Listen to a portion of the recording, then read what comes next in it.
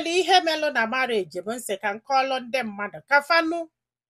ka ma sị na ọmụ ji aka mgbasa marriage bụ ka m ga-asị na enyi m nwaanyị agbasara marriage m like ihe melụ bụ na anụrụ m di o so di m is a nice guy wee kpụrụ mgbe dike kara aka so na-emete m mma very well n'enu bed ya na-abọbili ịmagonu anyị bịa kalibe ụka ife gbasara di na nwunye na-agwa ndị friends m etu di m si wee dị good so anọgide one of my friends wee na-asị m ọ hapụchakwa that na di m dị good na ọ ga na-echit na o nwere nwoke ada echit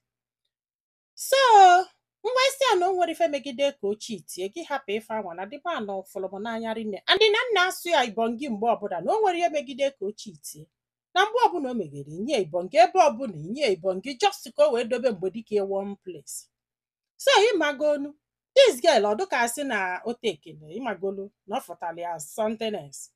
mgbe ọbụla ya kwutere okwu dị ọ na-alị ya anya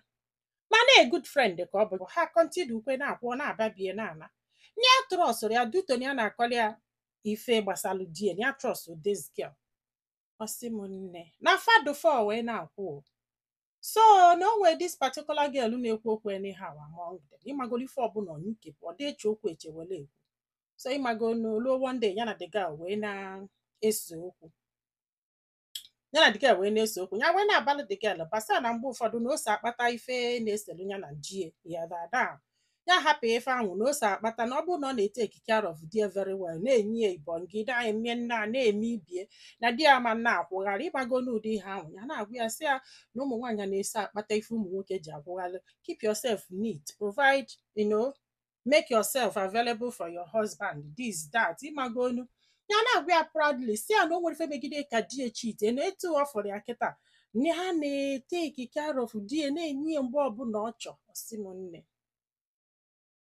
n'ọkwọdụ ka ya na-adụ this girl pick offense ọfa na-agbaweli onye ọba ọnyịnya ọsị anya hapụ ihe a nye ekwuzine na ndị ada echit na ndị a na-echit nye ekwuzine na o nwere nwoke ada na o nwere nwoke ada ịmagonu fa na-anyọ ọsị m that particular one nke afọ ịmagonu na-asị ya anya hapụcha na ụmụ nwoke niile na-eme ihe a wee sị ya eke agwazi anyị eziokwu na di na-echit ya wesị ya na ọ dị echit ọsị na eziokwu na ọ na-echit ya wesị ya ifunu gị ijidelie ịfụrụ ya na nwaanyị ọsị yes ya wesị a kedu onye ọsị na ọnyanwa ọsị m nne na ya chekwa na-egwuregwu mgbe ọ sị na ọnyanwa ịmagonu ya sị a kedu ife ime ile ijidenu gị ijidelie n'aka ife onye na nwaanyị nye achọkwa na ya ga-ete ekichekwa ihe niile mana ọ bụrụ dịfame ya ọta na so ka a na-agwazi ya ọsị ya na ya dị egwu na otu gị ji ebuga with your husband n'owu mgba ka ya gbara ụda ya sị ya what ọsị ya ịnya wesị ya kọlụ ndị gị si ebe pụọ ka isi wee mali nwere evidence ividori evido ịmagonu ya ka na-ebugakwa n'ọsị m nne this girl wee gwu ya na di enwelu betmark n'akụkụ mgbadata mgbedike wee gwakwa ya ebe ọzọ di enwelu betmark n'ukwu ike wee gwakwa ya ebe ọzọ di enwelu betmark n'okpuru ala ọsị m nne ala agbụ ya isi gbaka anya ya nwere ife a ga-eme still ya rigolu the girl na-edefend na-anụ ọgụ si ya na ọ bụrụ eziokwu na ishigburu onwe gị na-asị nkenwa ọsị ole esikwa ma na ịmara arụ di gị ole esikwa ma na onye asị ya na isigburu onwe gị na-asị ịkala imete vidio ịkala ime nna ịmago ya na-edefendizi onwe ya na ya chọrọ ibudo shame wee na chofa mee ka fa nụlọ ọgụ egbosa efefa wee nabọsị m nne enya wee nata wee kpọsịa this guy ya asị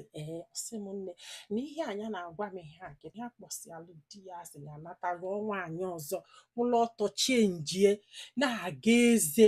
na it has been 5 months na di na-ajụ ya ihe na-esenụ na ị nwere ike ikwu anything because na ya kwuo na ọ ga-agọnarị ya maka na fe nwere evidence na ife a na-eme kịta na ya na monitor ya dị esi ya na monitor ya n'isi ọsị m nne ma ibongi nwanya na-enye ya na ya da enyezi ma nsi nni dobe na ya da edobezi ma everything ma ịsa akwa na ya da asazi na ife a na-echezi bụ ka o mee gharara nke hapụ the marriage ọsị m nne ya kọlụ nwanne nwaanyị wee na-asị ya na o nwere ike ọ bụrụ eziokwu n'ọnya ka ya ji wee wetara anyị ha ọdụ unu ka nwaanyị ya na nwoke ayịra ọ ga-afụ betmark dụ na akụkụ mgbedike fụ nke dị n'okpuru alịa fụ nke dị n'okpuru ukwue ọdụ unu ka nwaanyị ya na nwoke akwụrụ elili ibongi kedu ife ọ ga-eji megide fụba betmark dụ n'enu mgbedikie ya n'akụkụ mgbedikie ọdụnụkọdụ possible ya na-akọkọ akụkọ na akọrọ nke afọ yara na nke gwụrụ ọsị m nne n'ife a chọrọ ịma bụ ife nwanne ya nwaanyị na-ekwu ọ bụ nke eziokwu ọ dị possible ike gwụrụ agbara m ka o si wee dị possible nwaanyị gị na ya eseri ibongi amala ebe ọ dụ malụ nke dị n'okpuru ala malụ nke dị n'okpuru ukwu iselu pikchọ n'iru akwụkwọ ka advat ka ị na-eme kedu ka nwaanyị gị na-eseri ibongi si afọ ya I don't think na ọ dị possible I don't think ịdụrụ ashọ na ikwuru mana o nwere ife nọ somewhere mana ụmụ nwaanyị chai onye nụta ezigbo di kwuo na ya nụtara ezigbo di nsogbu achọm ihe ga-eji wee mebie ka ọ ghara ịbụzi na ọ nụtara ezigbo di maka omedo happy onye nụta ajọ di si na ya nụtara ajọ di akpabali ya lo ka o si apụta maka omegbu onye na ọ dọrọkwa mma na domestic osikwe nke ọpụọ nke which is I'm not against egbe ga-asọpọtụ ka mmadụ nọlụ ka egbu onye nụta nke na-ezuzu ezuzu ụnụ akpabali ya na ọ na-ezuzukwa ezuzu na ọ na-esi isi n'ọkụ ya hapụ ya amụrụ m ife a ga-eme wee metụ ụlọ mma dịka ihe iji kịta wee sogide disman gbatu onye bụ ka ị wee pruvu ole enyi ya nwaanyị na nwoke niile na-echit ka ị maara ya kịta kedu ife ilitelie ịgbasa that marriage na kedu ife ilitelie nothing just kunu na-abọpụta kwụgharịba mmadụ dị happy na marriage na-akọla ụlọ ya dị happy ọ bụgodu na di ya na-akwụgharị ifu allow that woman to complain first. Yes, allow her to complain first before you wee sị ya na onwekwe kosido na onwekwe kosido ịnọgide nnọọ eje na-akpa ekebili ọnụ tọgha enye now this marriage is about to scatter ọ bụ na scatter aka ọlụ gị nwa aka chai